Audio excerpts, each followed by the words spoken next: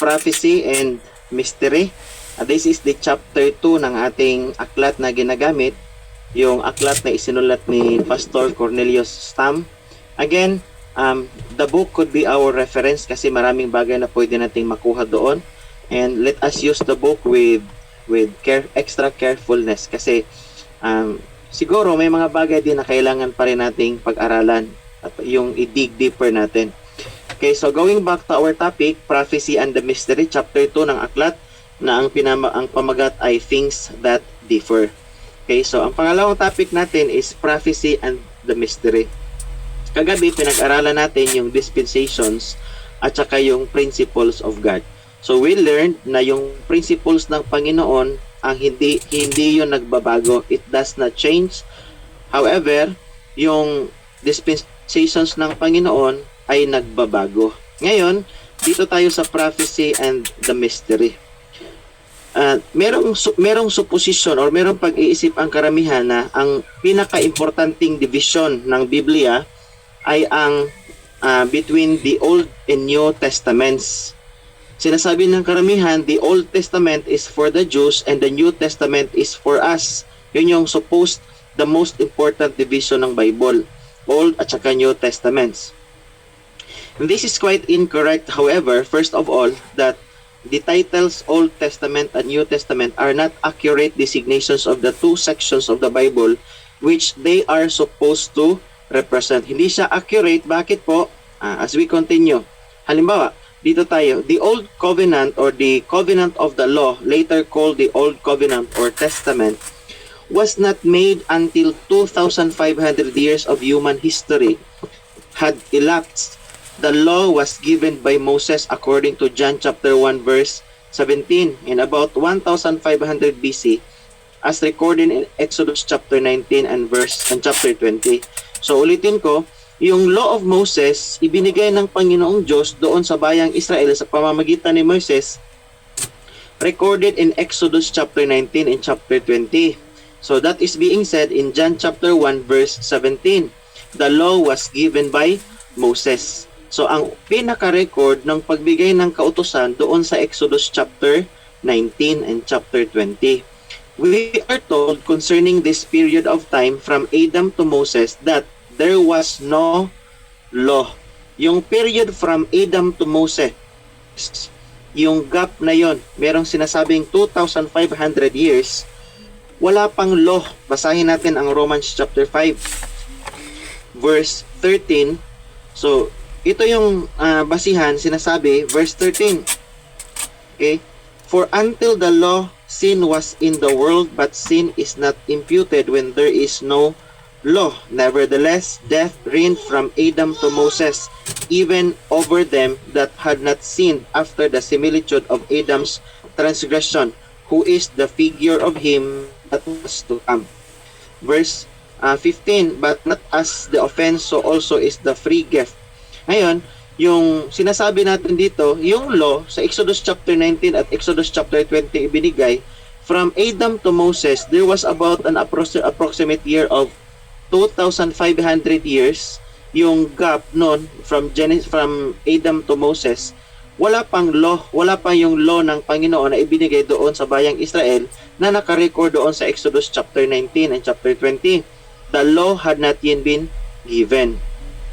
This means that there is actually not one word of the Old Testament in Genesis. Indeed, Israel did not even emerge as a nation until her deliverance from Egypt described in Exodus. If therefore the Old Testament is for the Jews and the New Testament is for us, tanong, for whom is the book of Genesis? Kasi sa Exodus chapter 19, doon lang nagkaroon ng record about the giving of the law. It was then that time when the nation Israel went out from the land of Egypt after their slavery. So recorded in Exodus chapter 19, doon pa lang ibinigay ang kautusan. Ang tanong kung ang New Testament, Old Testament at ang New Testament ang right division or most important division of the Bible, para kanino isinulat ang book of Genesis? Remember, from Adam to Moses, there was about 2,500 years gap. Ngayon, so pwede bang sabihin natin na ang Old Testament including Genesis is for the Jews? Wala pang Jews doon sa Genesis. And the New Testament is for us today. So as to the New Covenant, this was not made until the death of Christ. So yung New Covenant, doon pa sa pagkamatay ng Panginoong Hesus, He is or He was the mediator of the New Testament or the Covenant, that by means of death, they which are called might receive the promise of eternal inheritance. Ngayon, merong nasasabi doon sa Luke chapter 22 verse 20, this cup is the New Testament in my blood, which is shed for you. So ang pag-umpisa ng New Testament, doon pa, nung ang Panginoong Hesus ay napako doon sa cross, nagkaroon ng this cup is the New Testament in my blood. Yung kanyang pagkasabi, yun yung panahon ng kanyang huling hapunan at saka kinabukasan na ipako siya doon sa cross. Sabi niya, this cup, referring to the wine that he was holding, tapos yung significance nun ay referado doon sa blood. Sabi niya, this cup is the New Testament in my blood, which is shed for you.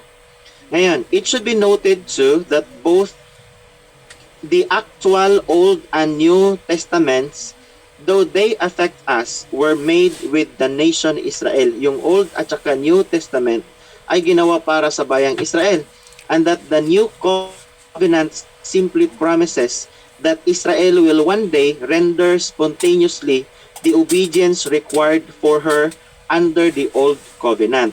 So meron ng prophecy, Jeremiah chapter 31 verse 31, sabi ng Panginoon, I will make a new covenant with Israel.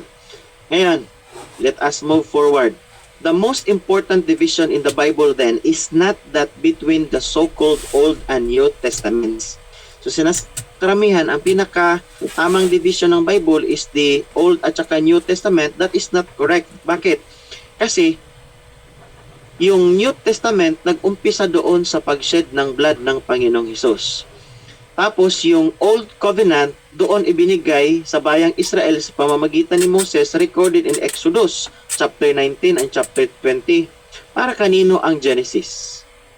So hindi magiging akma yung division ng Bible, yung Old at saka New Testament. The most important division in the Bible is that between prophecy and the great mystery proclaimed by the Apostle Paul. So ang pinakatamang division ng Bible is between prophecy and the mystery. Yung mystery na naiproclaim ng apostol na si Pablo. Okay? It is a striking fact that the very opening words of the Bible read in Genesis chapter 1 verse 1, in the beginning God created the heaven and the earth. His purpose concerning the earth and Christ's reign upon it is the subject of the prophecy. Sa 2 Peter chapter 1 verse 16 until verse 19. Ngayon, dito naman sa purpose niya concerning heaven and our exaltation there with Christ is the subject of the prophecy. So, halimbawa, basahin natin ang Genesis chapter 1 verse 1. In the beginning, God created the heavens and the earth. So God must have a purpose para sa earth at para sa heaven. So as we look at the right division or the most important division of the Bible regarding prophecy and the mystery, we can understand that God's purpose concerning earth is for the fulfillment of the prophecy, especially during the reign of Christ. Try nating basahin ang 2 Peter chapter 1 verse 16. So merong purpose ang Diyos sa earth, which is ito yung magiging dwelling place ng bayang Israel, kasama na doon ang mga righteous na nagkaroon ng promise na natanggap mula sa Diyos regarding sa kanilang tirahan here on earth. Chapter 1 verse 16. For we have not followed cunningly devised fables when we made known unto you the power and coming of our Lord Jesus Christ, but were eyewitnesses of his majesty. For he received from God the Father the honor and glory. When there came glory, this when there came such a voice to him from the excellent glory, "This is my beloved Son, in whom I am well pleased." Verse 18, "And this voice which came from heaven we heard when we were with him in the holy mount. We have also a more sure word of prophecy, whereunto ye do well that ye take heed as unto a light that shineth in a dark place, until the day dawn and the day star arise in your hearts." So ano ang tinutukoy dito ni Peter? Sabi niya, concerning a more sure word of prophecy. Ngayon, what was God's purpose for creating heaven? Okay? Sabi dito, our exaltation there with Christ is the subject of prophecy, of mystery. Nasa Ephesians chapter 2 verse 4 until verse 10. Ephesians chapter 3 verses 1 to 4. Into these two great subjects, the Bible is basically divided. So kung tingnan mo yung programa ng Panginoon, hindi mo makikita yung Old at saka New Covenant. Hindi mo maipapasok doon yung Church, the body of Christ, yung programa under sa dispensation of grace, if we just only look at the basic distinction na sinasabi ng karamihan, Old at saka New Testament. Saan natin ipapasok doon yung Church, the body of Christ? The Old Covenant was made for the nation Israel. The New Covenant was made for the nation Israel. Though the New Covenant affect us, believers under grace, but it was not really intended for us because it was already prophesied in Jeremiah chapter 31 verse 31. This was made for Israel. Ngayon, kung halimbawa hindi yon ang tamang division ng Biblia, let us look at the Bible based on its programs. Kasi importante doon yung dispensations of God. Doon natin makikita na kapag binabasa natin ang buong Biblia, we can only find out two major program of God. Una is the program regarding the prophecy, and pangalawa, yung mystery. And that is why we were able to say that the right division of the Bible based on the program of God intended for the people, especially with regards to Genesis chapter 1 verse 1. In the beginning, God created the heavens and the earth. So may heaven at saka may earth. So merong programa ang Diyos na para sa lupa, meron din siyang programa para doon sa panglangit. Ngayon, concerning the kingdom on earth, merong sinabi dito, "Blessed be the Lord God of Israel, for He hath visited and redeemed His people, and hath raised up an horn of salvation for us in the house of His servant David, as He spake by the mouth of His holy prophets, which have been since the world began." So concerning the kingdom on earth, naisabi na ito, ipinaalam na ito sa pamamagitan ng mga propeta since the world began. Basahin natin sa Luke chapter 1 verse 68 until verse 70. So merong sinabi, since the world began. So from the very beginning of the world, meron nang sinabi ang mga propeta patungkol sa kay David, sa house, patungkol sa house of his servant David, as he spake by the mouth of his holy prophets. Verse 68, chapter 1. Sinasabi dito, "Blessed be the Lord God of Israel, for He hath visited and redeemed His people, and hath raised up an horn of salvation for us in the house of His servant David, as He spake by the mouth of His holy prophets, which have been since the world began." Ayon. So, meron ng prophecy since the world began. This talks about the coming or the kingdom that should be established on earth. Pangalawa, whom the heaven must receive until the times of restitution of all things. Nasa Acts chapter 3, verse 21 until verse 24. Which God had spoken by the mouth of all His holy prophets since the world began. Sino ang ginamit ng Diyos para magsabi patungkol?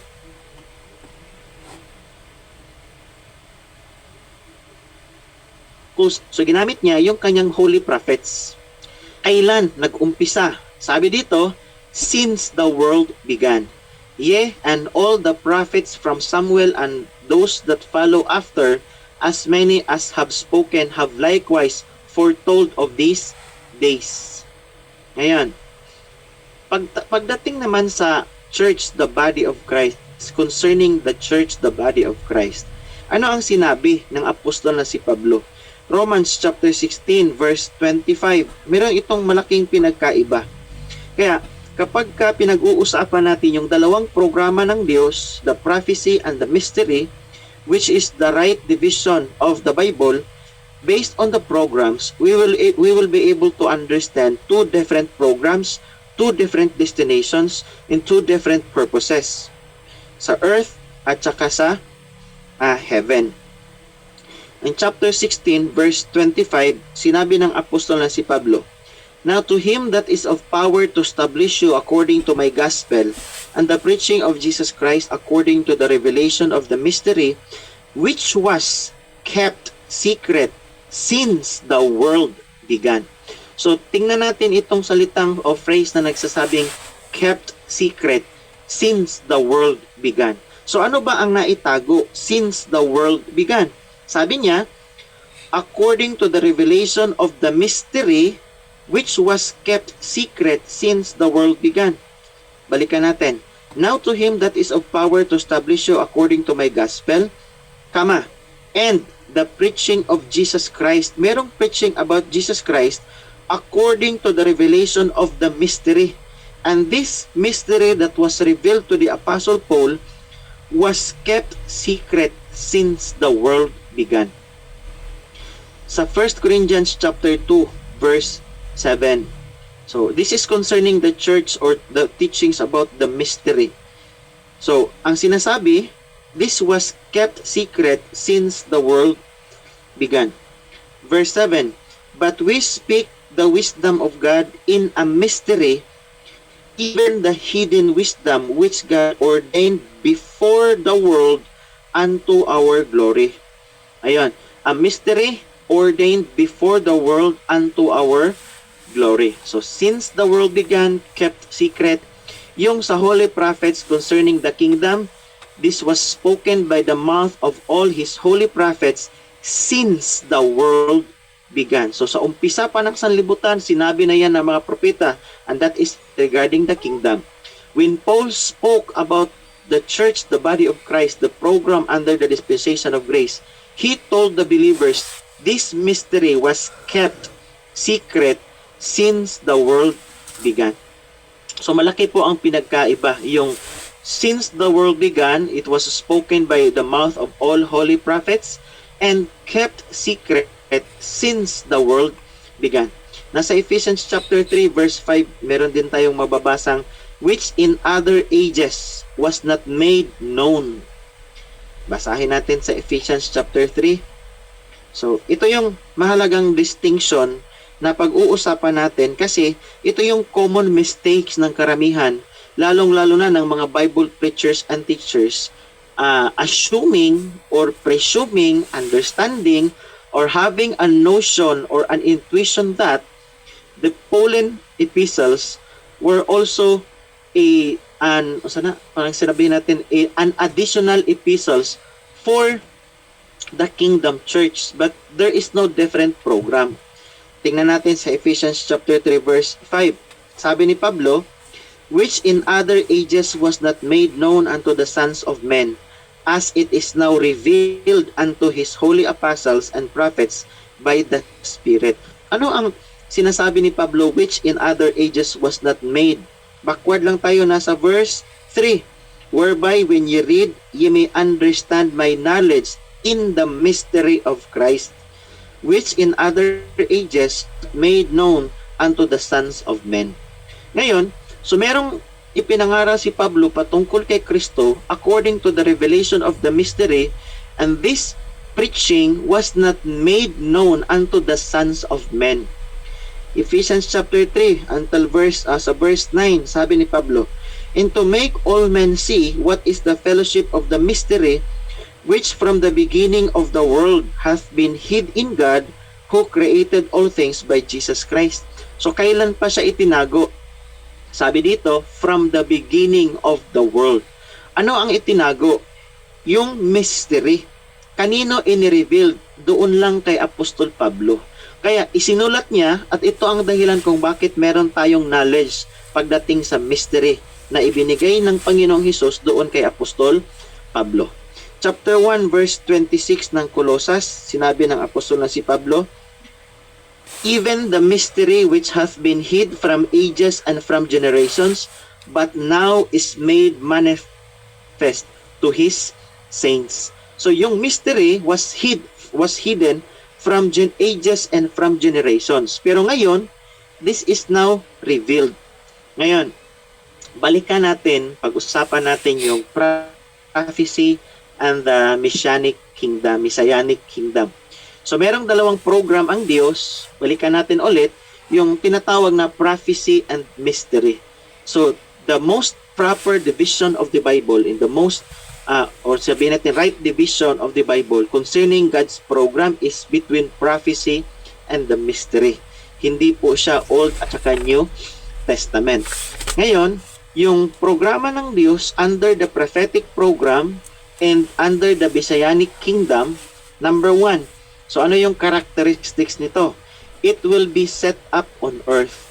So according to the prophecy and according to the Messianic Kingdom, yung kingdom na i-establish ay hindi doon sa langit kundi dito sa lupa. Nasa Psalm chapter 2 verse 8, I shall give thee the uttermost parts of the earth for thy possession. The earth shall be full of the knowledge of the Lord. Isaiah chapter 11 verse 9. A king shall reign and prosper and shall execute judgment and justice in the earth. Jeremiah 23 verse 5. And he shall not fail nor be discouraged till he have set judgment in the earth. Isaiah chapter 42 verse 4. So meaning, according to the prophetic program and regarding the Messianic Kingdom, so yung pagpunta ng Messiah, yung paghahari ng Mesias, yung king, siya ay magse-set up ng kanyang kingdom dito sa lupa. Meron pa tayong sa Luke chapter 2 verse 14.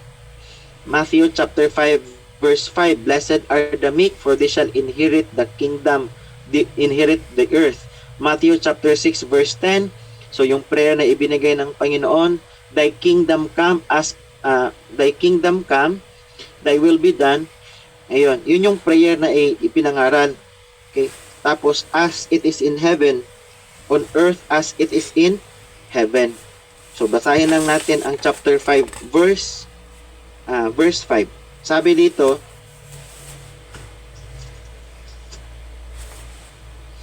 verse 5, blessed are the meek, for they shall inherit the earth. Yan. Forward tayo ng kaunti sa chapter 6 verse 10. Thy kingdom come, thy will be done in earth as it is in heaven. So, thy kingdom come. Saan galing ang kingdom? Ang sinasabi ng scriptures, yun yung kingdom of heaven na isi-set up dito sa lupa. Yun. So, pagdating doon sa prophecy and the Messianic Kingdom, that will be set up on earth. The kingdom which John the Baptist, our Lord, and the 12 proclaimed at hand was indeed the kingdom of heaven. Yun yung sa Matthew chapter 3 verse 1, verse 2, 4:17 ng Matthew, at saka chapter 10 verse 5, preaching the kingdom of heaven is at hand, but it was to be set up on earth. So yung kingdom of heaven na ipinangako ng Diyos, na ipinangaral ni John the Baptist, ng Panginoong Hesus, at ng 12 apostol, was a kingdom of heaven that will be set up on earth. Now, while its establishment is held in abeyance, ang ibig sabihin, na-postpone, hindi muna na ipagpatuloy yung establishment ng kingdom na ito, it is vested in Christ Himself in heaven.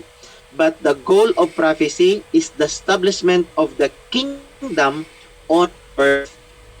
Ayun. Kaya ako naniniwala sa Romans chapter 11 verse 25 to 29.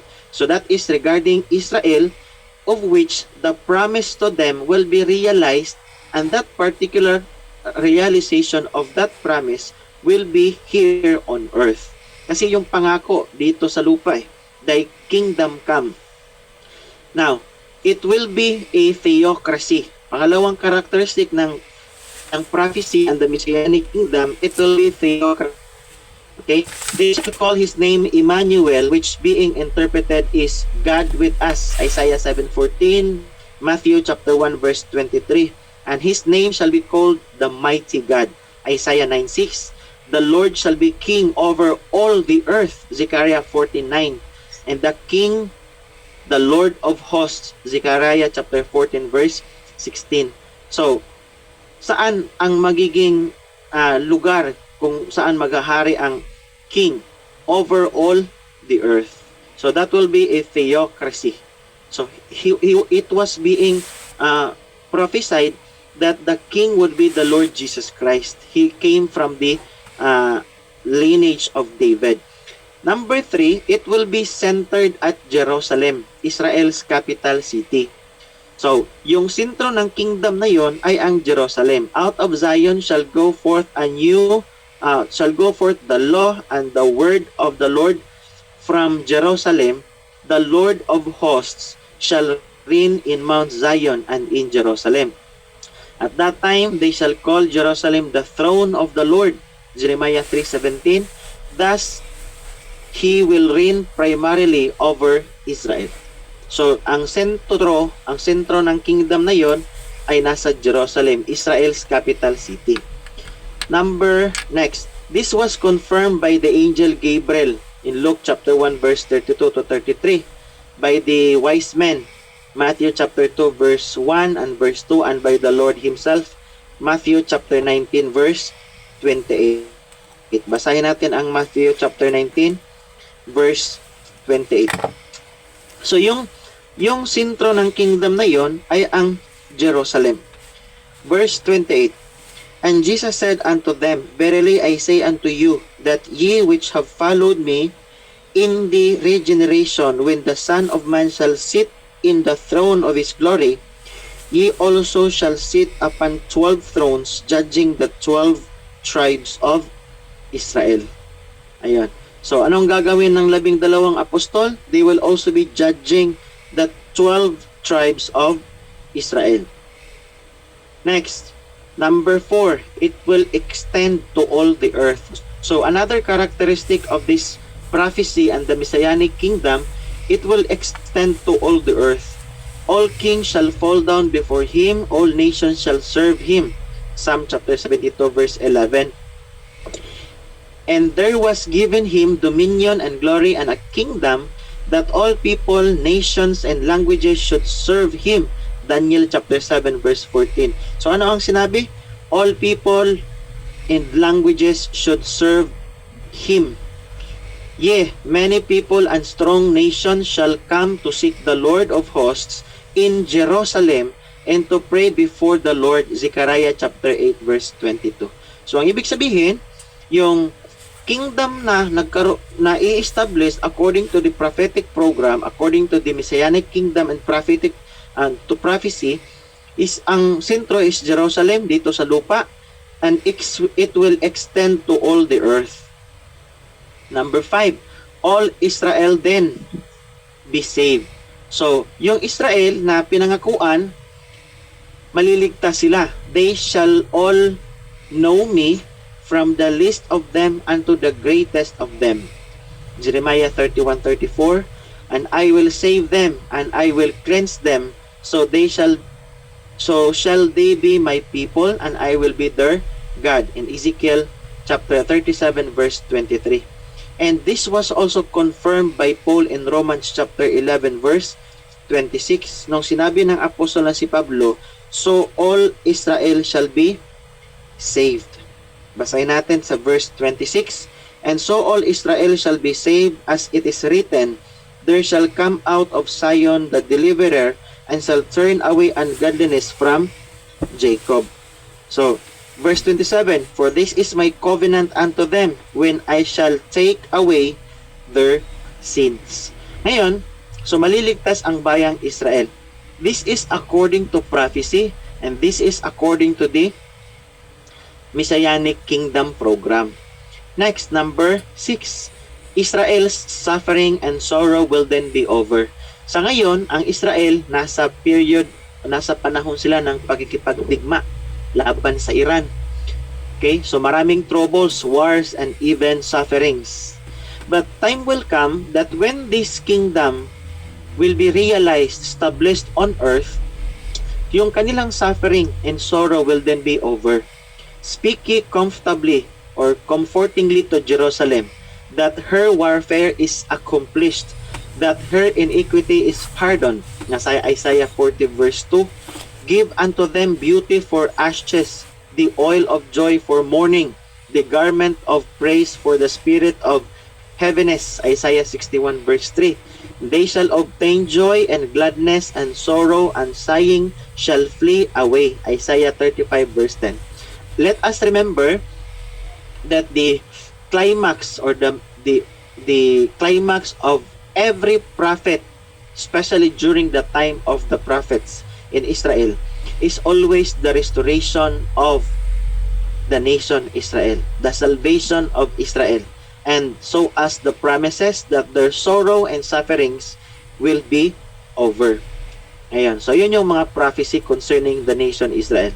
Number 7, Israel will then become a blessing to all nations. So magkakaroon ng realization yung ipinangako ng Diyos para sa bayang Israel, starting from Abraham, that he will be a father of many nations, and all nations through him will be blessed. Ngayon, through the instrumentality of Israel, they will become a blessing to all nations. And the Gentiles shall come to thy light, and kings to the brightness of thy rising. Isaiah chapter 60 verse 3. And it shall come to pass that as ye were accursed among the heathen, O house of Jacob and house of Israel, so will I save you, and ye shall be a blessing. Basahin natin ang Zechariah chapter 8 verse 13 at saka chapter 8 verse 22. So kung titingnan natin, this will be the time that Israel will become a blessing. Was there a time that the people of Israel became an instrument of blessing to other people?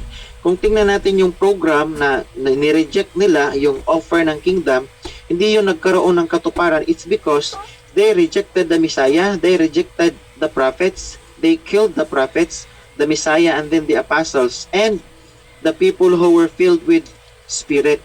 Kaya itong program na ito, sinabi po natin kanina, na these were held in abeyance.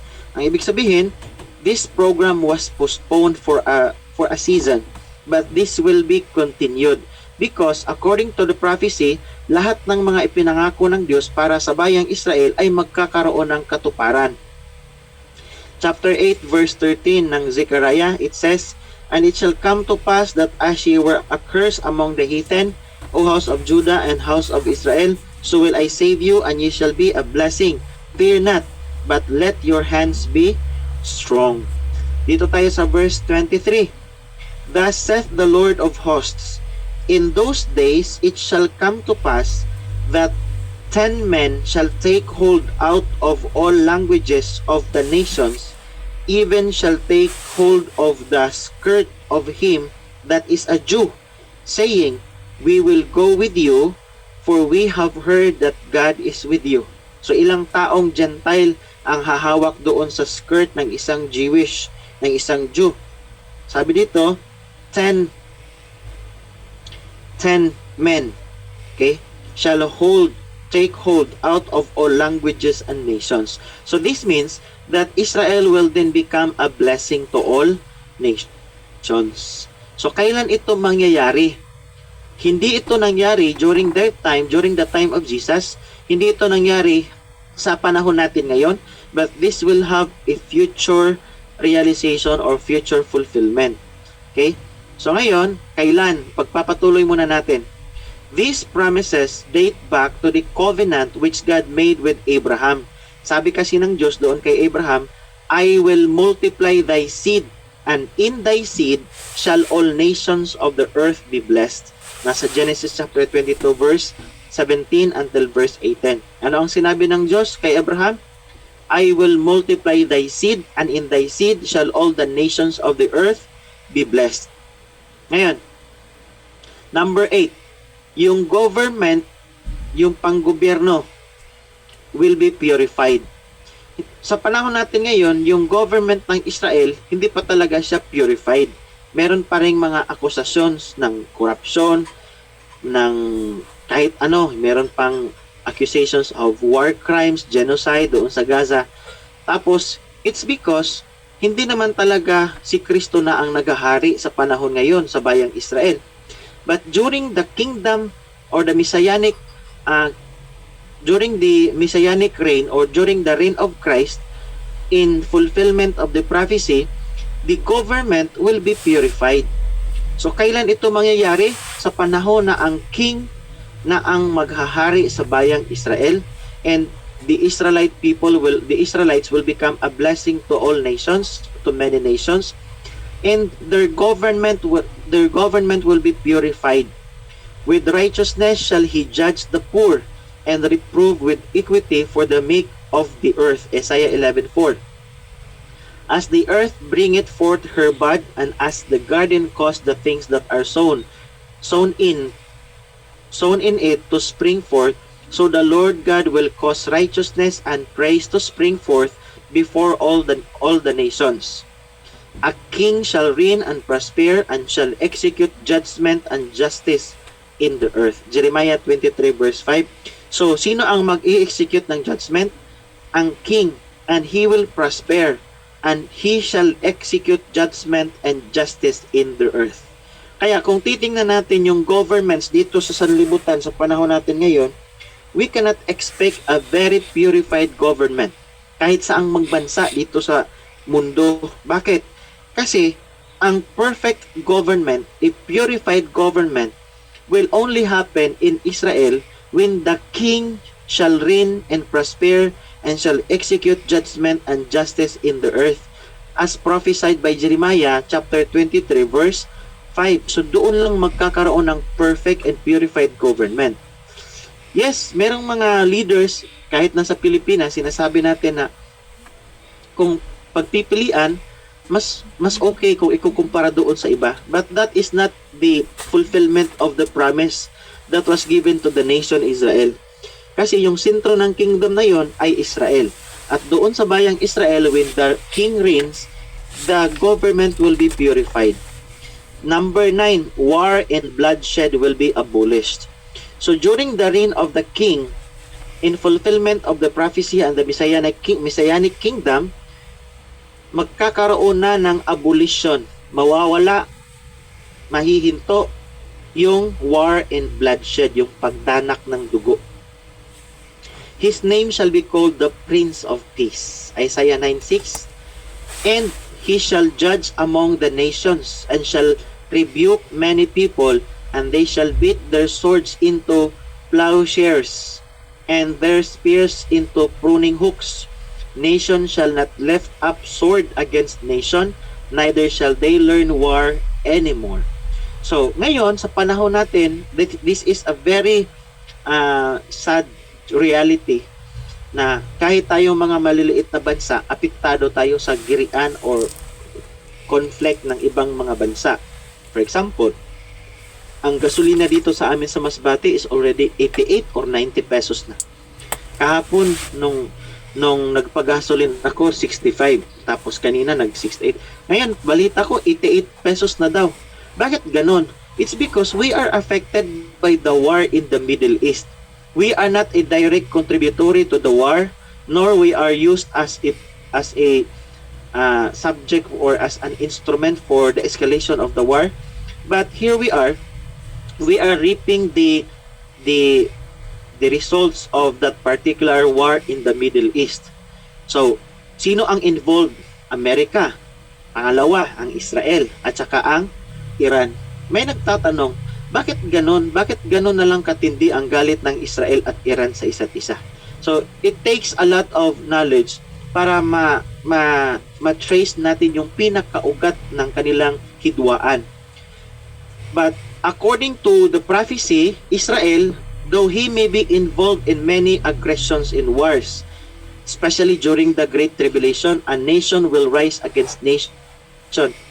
Okay? There will be wars and rumors of wars. And even during the past decades or centuries, yung Israel involved na sila sa gera eh.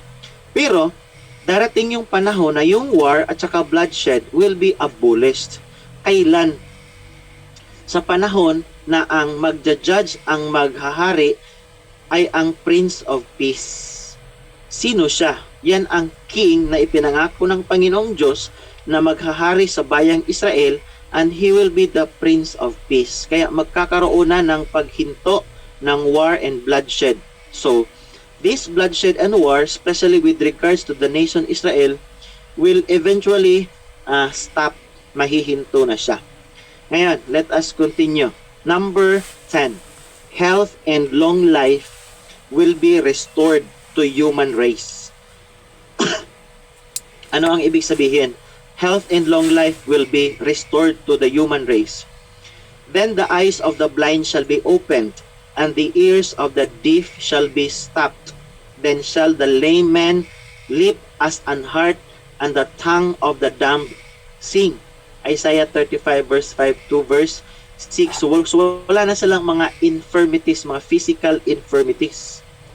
There shall be no more thence an infant of days, nor an old man that hath not filled his days. For the child shall die 100 years old, but the sinner being 100 years old shall be accursed. So nagkakaroon ng health and long life. It will be restored.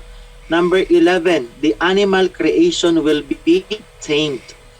So yung wolf shall dwell with the lamb, and the leopard shall lie down with the kid, and the calf and the young lion and the fatling together, and a little child shall lead them. And the cow and the bear shall feed. Their young ones shall lie down together, and the lion shall eat straw like the ox, and the suckling child shall play on the hole of the asp, and the weaned child shall put his hand on the cockatrice. Then they shall not hurt nor destroy in all my holy mountain. Nasa Isaiah chapter 11 verse 6 to 9 yan. So, ang ibig sabihin, in that particular time, the animal creation will be tamed. Hindi na, sa panahon natin ngayon, nakakita tayo ng mga hayop, especially doon sa wild, sa mga forests. Kinakagat tayo, pinapatay, at saka yung mga tao takot sa mga hayop. But this time, during the reign of the king, hindi po. So, kailan ito mangyayari? During the fulfillment of prophetic program, during the fulfillment of the Messianic kingdom that was promised since the world began. Nalaman ito ng mga prophets since the world began. The curse will be removed from the vegetable creation. The desert shall rejoice and blossom as a rose. It shall blossom abundantly, for in the wilderness shall waters break out and streams in the desert, and the parched ground shall become a pool, and the thirsty land springs of water. Isaiah 35 verse 1, verse 2, verse 6, and then verse 7. So yung curse ng land ay mawawala. Balikan natin sa Genesis chapter 3, chapter 2, chapter 3, mayroong curse ang land. Okay? Kaya ang tao, mag-toil siya, he will till the ground, and in the sweat of his face, he shall eat bread. Okay? So, merong curse ang land. Pero this time, the curse will be removed from vegetable creation. Now, yun yung according to the prophecy. Sa kingdom program na ibinigay ng Diyos para sa bayang Israel, according to the prophetic program, yun yung characteristics ng kingdom na kanilang mararanasan when it is being fulfilled. Tanong, kasali ba doon yung church, yung members ng church, the body of Christ? Ang sagot, hindi. Bakit po? So dito muna tayo ngayon sa revelation of the mystery. So when Israel rejected her Messiah, God cast her aside temporarily. So bakit ginamit itong salitang temporarily?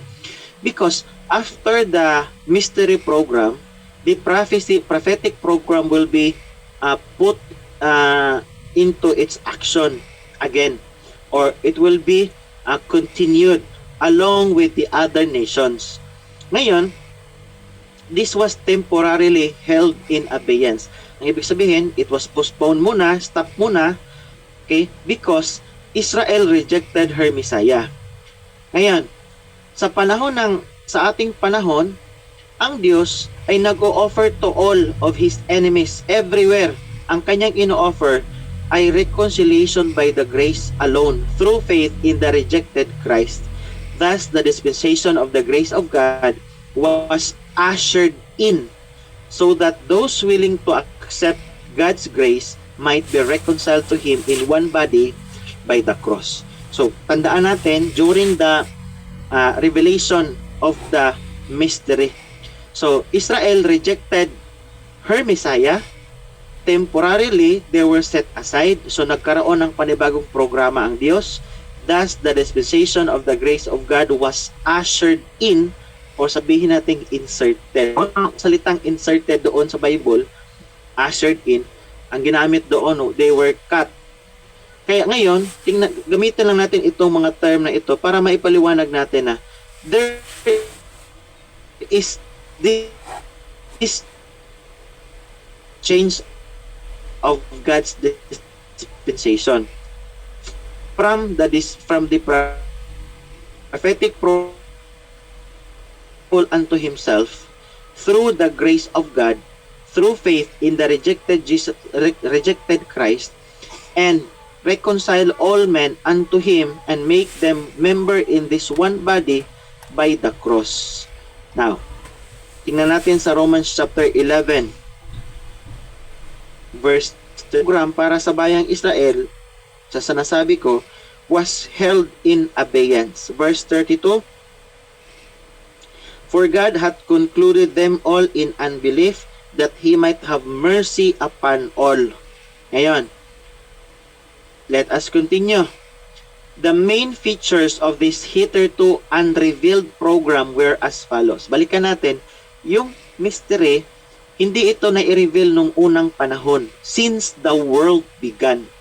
Not from other generations, not from other ages, not to the prophets, but this was kept secret since the world began. So ano ang na-kept secret since the world began? So this is the mystery. Ano ang nasabi ng mga prophets since the world began? Yung prophecy, yung programa para sa propesya. Kaya merong malaking pinagkaiba. Yung sa prophecy, this concerns the earth, the kingdom that will be established on earth, Israel, centered ang kingdom at Jerusalem. They will become a blessing to many nations. This was the fulfillment, or this will be the fulfillment of the Abrahamic covenant. And then their government will be upright always. It will be purified. And in that particular time, according to the program, prophecy program, Israel will then become a blessing to other nations. However, under the dispensation of the grace of God, or under the prophecy, ito yung mga main features ng program na ito sa mystery. Number one, sa panahon natin ngayon, ang state ng Israel is being set aside temporarily along with the Gentiles. Hindi supreme ang bayang Israel sa panahon natin ngayon. Israel hath not obtained that which he seeketh for. Romans 11:7. The fall of them, sabi ni Pablo, Romans 11:12. The casting away of them, 11:15. Because of unbelief, they were broken off, 11:20. For God hath concluded them all in unbelief. So they were set aside. Temporary because after the mystery program, yung program para sa kanila under the prophecy will be continued. So meron pang natitirang bahagi ng prophetic program na kailangan ng fulfillment. Somehow, sa panahon natin ngayon, postpone muna, temporarily set aside muna. Number 2, ano ba ang features ng program na ito? Mercy shown to all alike. Yung awa ng Diyos, yung mercy ng Panginoon, ipinakita niya sa lahat ng tao equal.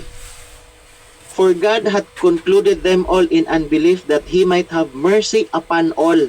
11:32 ng Romans. For there is no difference between the Jew and the Greek, for the same Lord over all is rich unto all that call upon Him. So for whosoever shall call upon the name of the Lord shall be saved. Romans 10:12 until 13. For there is one God and one mediator between God and men, the man Christ Jesus. So ang ibig sabihin, under the mystery program, yung awa ng Panginoon ay equal ng ibinibigay sa lahat ng tao. Walang pinipili, Jew and Gentile, para sa lahat itong mercy ng Diyos. Kailan ito? Under sa ating panahon ngayon, under sa mystery program, under sa dispensation of grace. Number 3, under the mystery program, ano ang ipinapangaral na gospel? So the gospel of the grace of God through Christ's finished work being proclaimed. So ang ibig sabihin, ang dapat iproklamang gospel sa panahon ng mystery or under the mystery program ay ang gospel of the grace of God. What was this gospel all about? This is all about the finished work of Christ on the cross. So ang dapat ipangaral, yung nagawa ng ating Panginoong Hesus doon sa cross. Hindi kung sino ang Panginoong Hesus, siya ba ang Messiah, siya ba ang Anointed One, siya ba ang King of the Jews. Hindi yun ang gospel na dapat doon ma-focus ang pag-proclaim kay Panginoong Hesus. Kundi doon sa kanyang nagawa or ginawa doon sa cross. Hence, Paul's claims concerning the ministry which he received from the Lord Jesus, sabi niya, to testify the gospel of the grace of God and the dispensation of the grace of God, which is given to him and to you or to the Gentiles. Acts chapter 20 verse 24 and Ephesians 3 verse 2. So ngayon, yung claim ng apostol na si Pablo na ministry niya na kanyang natanggap mula sa Panginoong Hesus ay to testify the gospel of the grace of God and the dispensation of the grace of God. So kailan ito ipinapangaral? Ngayon, under sa mystery. So ano ang ipinapangaral patungkol sa gospel? Ang ipinapangaral na gospel ay tungkol sa grace ng Panginoon sa pamamagitan ng ginawa ng Panginoong Hesus. Natapos na niya ang paggawa ng kaligtasan. Saan niya ginawa? Doon sa cross. Siya'y namatay, inilibing, and He rose from the dead in the third day according to the scriptures. Yun yung heart ng gospel. Yun yung gospel na ipinangaral ni Pablo. Next, number 4. Believers are reconciled to God by the cross. So under sa mystery program, ang mga tao, ang mga believers ay na-reconcile doon sa Diyos na naging friends ng Panginoon, naging anak ng Diyos. They are no longer alienated from the life of God. They are reconciled. Ibig sabihin, nagkaroon sila ng kapatawaran ng kanilang kasalanan. Hindi sa pamamagitan ng kahit anumang uri ng ceremonial observances during the time of the law, nor because of the blood of the animals, but by the cross of Christ. So sabi ni Pablo sa 2 Corinthians 5:19, God was in Christ, reconciling the world unto Himself. Nasa Ephesians 2:16, that He might reconcile both Jews and Gentiles unto God by the cross. When we were enemies, we were reconciled to God by the death of His Son, Romans 5:10. And you that were sometime alienated and enemies, yet now hath He reconciled in the body of His flesh through death, Colossians 1:21 and 22. Ano ang ibig sabihin? Ang mga believers under sa mystery program ay na-reconcile doon sa Diyos sa pamamagitan ng cross ni Kristo, sa pamamagitan ng anak ng Diyos na si Kristo. Therefore, hindi ito patungkol sa kung sino si Kristo. Ito ay patungkol sa kung ano ang ginawa ni Kristo para sa mga taong sumampalataya at para sa lahat ng tao. He reconciles the world unto Himself by the cross. So isa yung feature under sa dispensation ng grace. Under sa mystery, ang mga believers na reconcile doon sa Diyos sa pamamagitan ng cross. Number 5, ang Jew at saka Gentile believers are or were being baptized into one body. Yung ibang naniniwala na i-connect sila doon sa bayang Israel, yung iba nagsasabi, we are now the spiritual Israel. No. Paano maging spiritual Israel na ang programa para sa Israel is being postponed. It is being set aside. So wala mo ng continuation ng program para sa Israel. So ang in existence, ang effective na programa sa panahon natin ngayon, ang program na aplikado sa panahon natin ngayon ay ang mystery program. Both Jews and Gentile believers were baptized into one body. Sabi niya sa Ephesians 2:16 that he might reconcile both unto God in one body by the cross, that the Gentiles should be fellow heirs or joint heirs and of the same body and partakers of His promise in Christ by the gospel. So, ang gospel ang dapat paniwalaan ng isang tao para siya ay maging bahagi ng isang katawan. So, ano ang gospel na ito? Ito yung gospel not referring to the kingdom gospel that was offered to Israel. Ito yung gospel na ipinangako o na ipinangaral ng apostol na si Pablo. Gospel of the grace of God. Sabi ni Pablo, there is one body sa Ephesians chapter 4 verse 4. For by one Spirit are we all baptized into one body. Ano itong one body? Nasa chapter 12 verse 13. Whether we be Jews or Gentiles. Pagbasahin natin ang Colossians chapter 1 verse 18, ang body na ito ay referado sa church. Kapag sinabing church, this is referring to the body. So anong ibig sabihin ng apostol na si Pablo? Lahat ng believers ay naging bahagi doon sa iisang katawan na siyang iglesia under sa mystery program. Sabi ni Paul sa 12:27, now ye are the body of Christ and members in particular.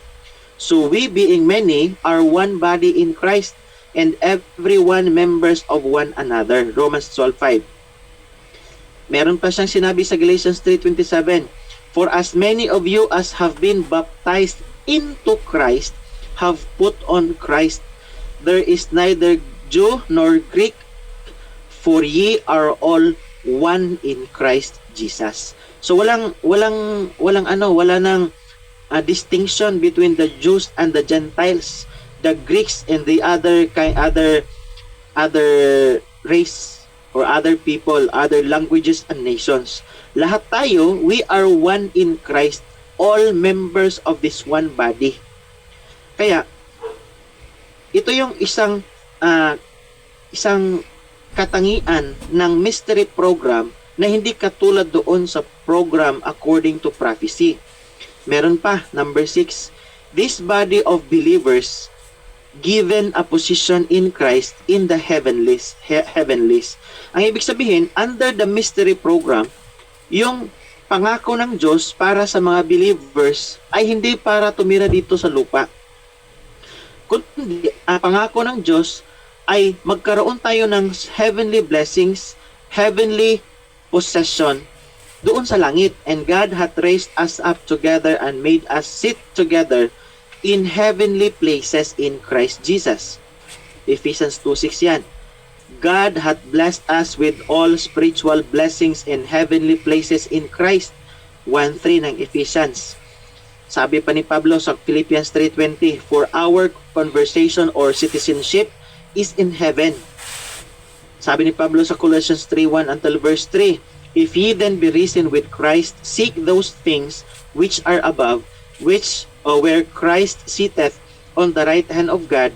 Set your affections on the things above, for your life is hid with Christ in God.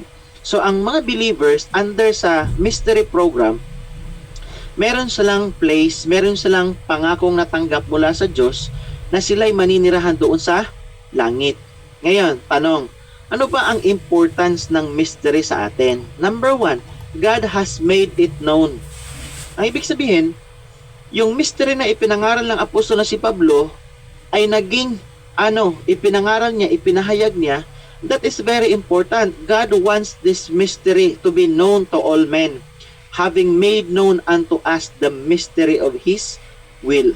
Importante ito. This is what God wants us, especially we are studying the words of God that was given to the Apostle Paul, and we believe that by rightly dividing the word of truth, we believe that through the instrumentality of the Apostle Paul, we are carrying out this great commission as the Apostle Paul started by making known this mystery to many people as much as we can. Sabi ni Pablo doon kay Timothy sa chapter 4 ng 2 Timothy. Kailangan mong ipangaral, preach the gospel. Kailangan nating ipahayag ang mabuting balita in season or out of season. Bakit? Kasi God has made it known. Ang kanyang ginamit ay si Pablo. It is the will of God that all people will see it.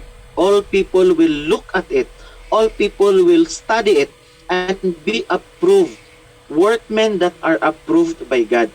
Kasi karamihan sa mga tao ngayon ang nakikita yung utos ng Diyos na ibinigay doon sa kay John the Baptist, sa 12 apostol at sa mga Old Testament or sa mga kingdom saints. Yun yung kine-carry out ng karamihan sa mga Bible teachers and preachers because they failed to understand the mystery which was given to the Apostle Paul. Ang sabi lang kasi ni Pablo, as I wrote afore in few words, as that when ye read, ye may understand my knowledge. That ye may understand my knowledge in the mystery of Christ.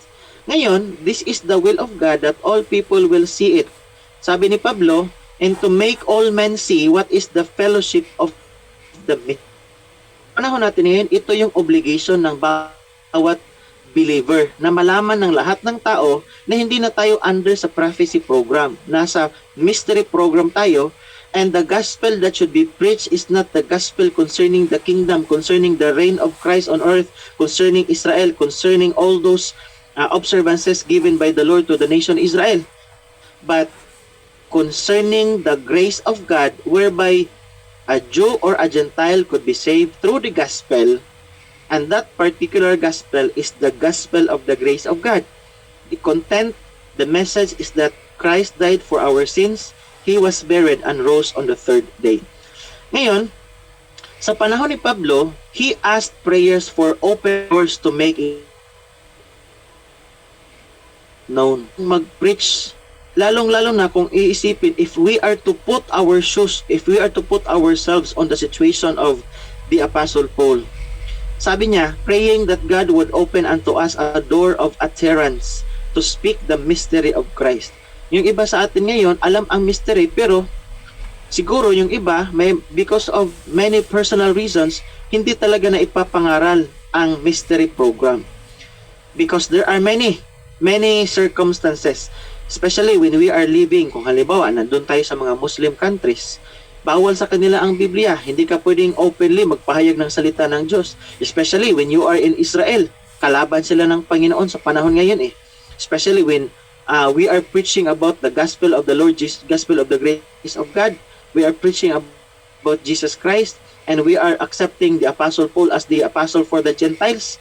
Isang napakabigat na responsibilidad pag nandun ka sa mga lugar na not open to that kind of preaching.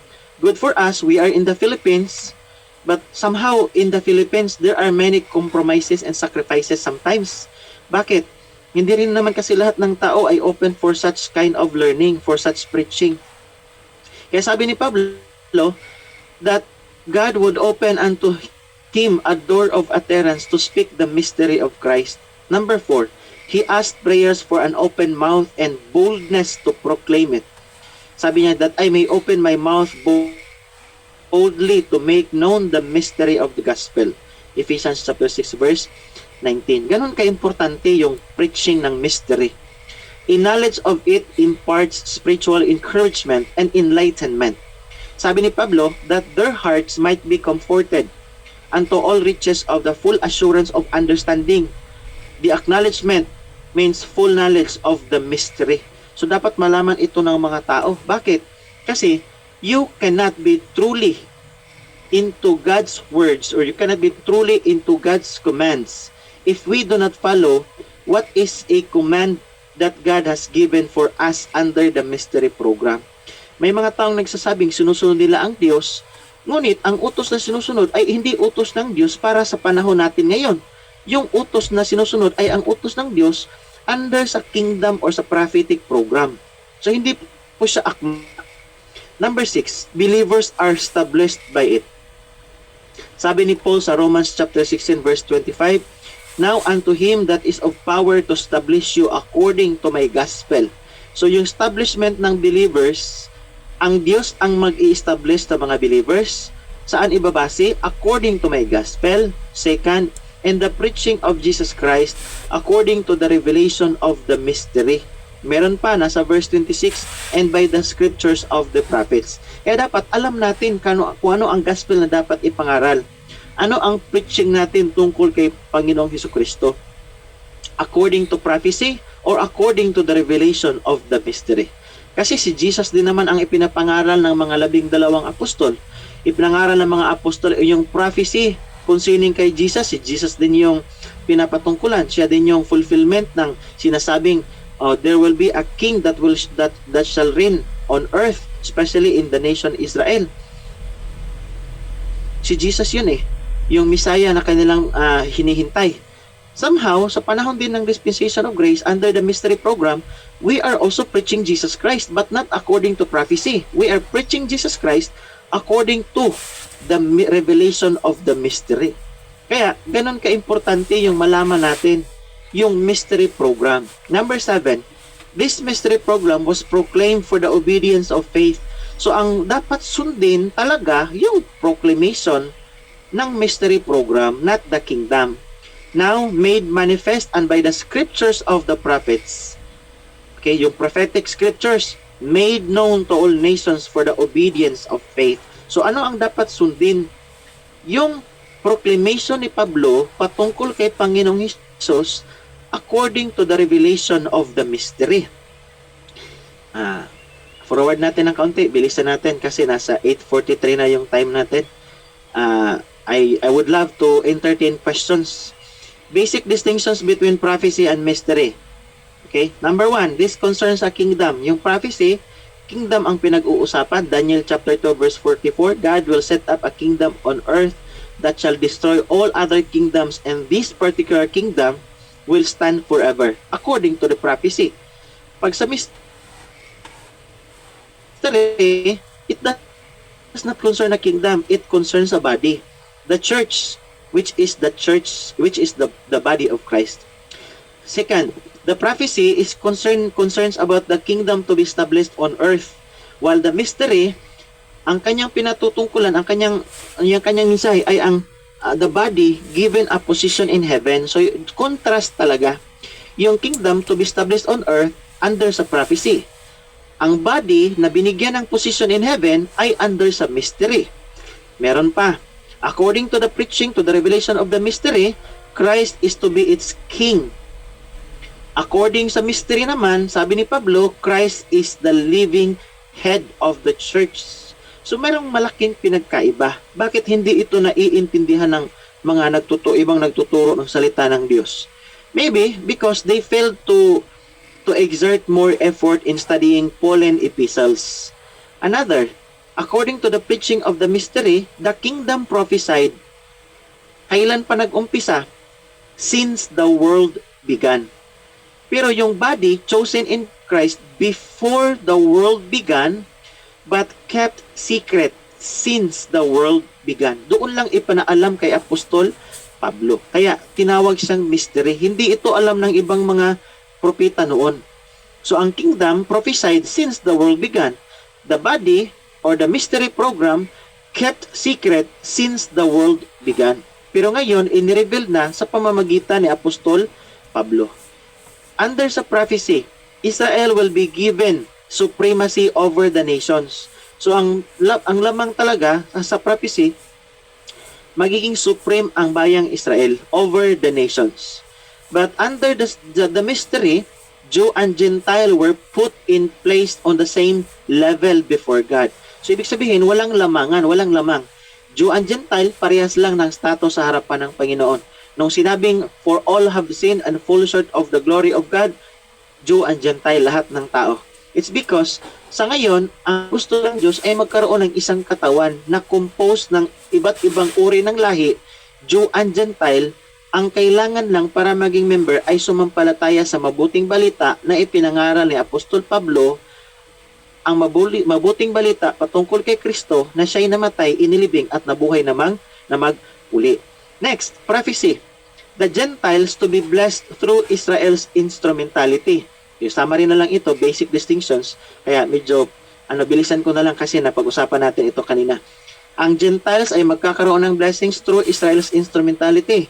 However, under the mystery program, the Gentiles blessed through Israel's obstinacy. Ang ibig sabihin, because they rejected Jesus Christ, nagkaroon ng blessings ang mga Gentiles. Sa prophecy, ang mga Gentiles ay mabiblessed sa pamamagitan ng Israel. Pero under grace, kahit dahil nireject nila ang Panginoong Hesus, nireject nila ang programa para sa kanila, nagkaroon ngayon ng blessings ang mga Gentiles.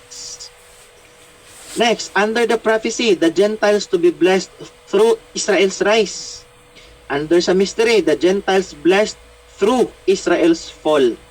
Kaya bagsak yung Israel ngayon, kaya yung blessing ibinigay sa mga Gentiles, nagkaroon ng panibagong programa, ginamit ang apostol na si Pablo. Prophecy mainly concerns nation as such, while mystery concerns individuals. Hindi tinitingnan ng Diyos sa ngayon kung sa anong lahi ka, American ka ba, you are the highest, the strongest military power in all over the earth, so ikaw ay maligtas ka. Pero Pilipino ka, you belong to the third world country. Hindi pwede ang mga Filipinos. Hindi ganon. Under the prophecy, mainly concerns nations as such. But under the mystery, God is more concerned about individuals. Kaya ang sinabi ni Pablo sa 1:16 ng Romans, "For I am not ashamed of the gospel of Christ, for it is the power of God unto salvation to everyone that believeth, to the Jew first and also to the Greek." Next, under sa prophecy, prophecy concerns blessings, both material and spiritual on earth. So, spiritual and material. Blessings yun Saan? Dito sa lupa. Under sa mystery, concerns all spiritual blessings in heavenlies. Doon sa langit ang mga spiritual blessings na concern ng church or ng mystery program. Another, prophecy concerns Christ coming to the earth. So, ang hinihintay according to the prophetic program, yung coming ng Panginoong Hesus to the earth. However, under the mystery explains Christ's present absence from the earth. So, ang gusto ng propesya, ang kanilang parang hinihintay ay yung pagpunta ng Panginoong Hesus dito sa earth para ma-establish yung kingdom. Under sa mystery, wala dito ang Panginoong Hesus sa earth. Christ's present absence from the earth. Kasi ngayon, nasa right hand of God siya ng Panginoon. In prophecy, salvation by grace through faith alone is not contemplated. Ako, dito, medyo may kailangan nating i-explain ito. But however, I intend na sa mga susunod nating discussion, kailangan talagang gumawa ng isang tao under the prophecy. Kasali ang kanyang gawa sa kanyang kaligtasan. However, under the mystery, sabi ni Pablo, Ephesians chapter 2 verse 8 until verse 9, Romans 3:21 to 26, salvation by grace through faith lies at the very heart of the mystery. Walang gawa ang kailangan ng tao para isama niya doon sa kanyang pananampalataya upang siya ay maligtas. We were saved by grace through faith. Yung eternal life under grace ay hindi dahil sa ating mga gawa, kundi dahil yan sa gawa ng Panginoong Hesus. Ibinigay sa atin bilang gift ng Panginoon, walang bayad yan, yung eternal life. Paano natin matatanggap? Sa pamamagitan ng pananampalataya. So, hindi gawa yon mga kapatid. Dito pa, meron pang under sa prophecy, the proclamation of the prophetic program committed particularly to the 12. Nasa Matthew chapter 10 verse 5. Yung proclamation of the prophetic program, kaya nung nangaral ang 12 apostol, ginamit, kanilang ipinangaral yung prophetic program. Repent or say and preach that the kingdom of heaven is at hand. However, under the mystery, the proclamation of the mystery was committed particularly to the Apostle Paul. So sa prophecy, nandun ang 12. Sa mystery, nandun sa Apostol Pablo. So hindi magkaparehas ang kanilang ipinangaral. Meron pa, the prophetic program revealed through many of God's servants. Ang mystery program revealed through one man. Sino? Si Apostol Pablo. Kaya meron siyang sinabi si Pablo sa Galatians 1:1, an apostle of Jesus Christ. Tapos kasama na din yung will ng God the Father. Sa prophecy, Old Testament writers frequently did not understand the prophecies made known through them. May mga instances na hindi nila naintindihan. Sa panahon ng mystery, Paul both understood and longed that others might understand the mystery revealed through him. Kaya dito po nagtatapos ang ating talakayan. Maraming salamat po sa